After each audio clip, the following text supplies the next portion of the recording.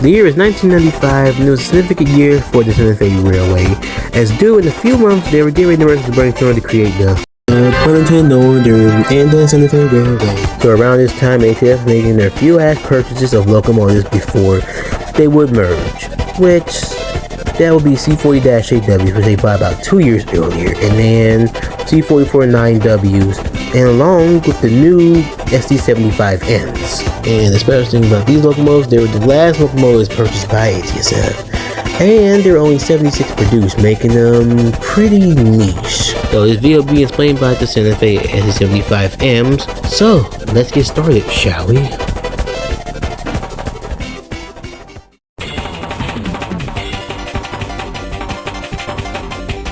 So we started in 1994, which around this time, GE just made their newest production of locomotives, the -9 series. Yes, this is the actual demonstrator -9. I know the picture is blurry as heck, and unfortunately it's the only one I can freaking find.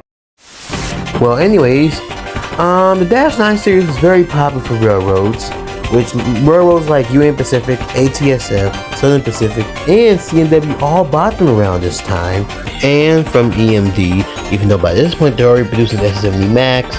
They saw the success of the -9s and thought of a great idea. Great, even after I make the Mac. Of course, G's gonna come right behind me to try to get more sellers. But alright then, if they think they can make their own DC traction with more horsepower, I can do the same. So, EMD quickly got to work into thinking of making a more powerful version of their already existing SD70M locomotives by adding an additional 4,300 horsepower, which makes them 300 horsepower more than the original SD70Ms, making them slightly weaker than C44-9W. So ATSF was interested in 75Ms and ordered about 56 of them between ATSF 200 and 250. Continue to the BNSF side of this, I'm going to showcase a clip of it starting up and its horn.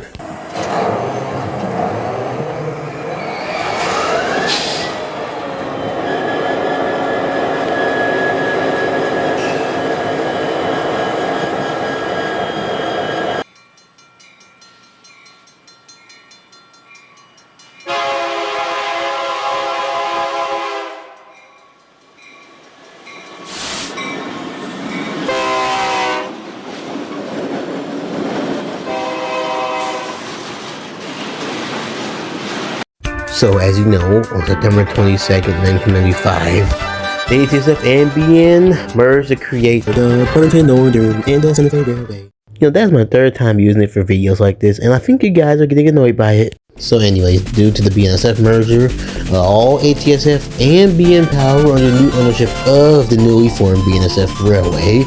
So in about a year or two in 1997, BNSF started renumbering their SD75M'S. And they're renumbered to the A200 series. Oh yeah, I forgot to mention, the process continued with BNSF. So basically they bought a few SD75M'S between December 1995 and around early 1996. And they all came in the war bonnet paint scheme, but with BNSF lettering on the side, marking them as BNSF war bonnets, or the unpopular word, fake bonnets. So BNSF did buy SD75Is, which are just isolated versions of the M's. And in the 2000s, BNSF repainted some of their SD75M'S and I's into the Heritage 2 paint scheme, or H2 for short. And then a few years later, they'll be renumbered back to the 200 series, and some being painted into Heritage 4. But as cool as these locomotives look in the war bonnet paint scheme, that didn't really stop the problems that they had. First, we excessive wear from the RPM because of how high it was running to get extra horsepower, and then cooling system because the cooling system couldn't even keep up with the output of horsepower, and then electrical problems with the EM2000 software issues, which that wasn't working either, and then they were stalling and stuff, and also they were even compared to the SD50s, which those were much worse.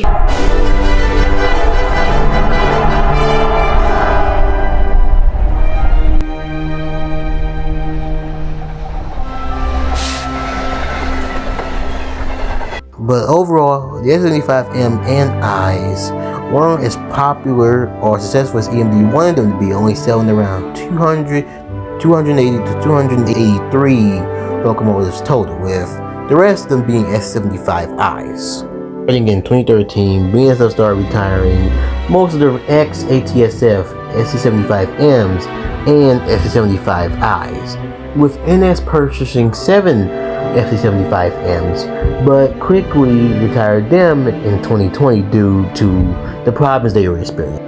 And as of now, there are still some in service, but some have been on fuel trains and sent to scrap or leasing. Even though all of the ones that are active as of now are all painted into H4, but it shows that the Santa Fe lives on.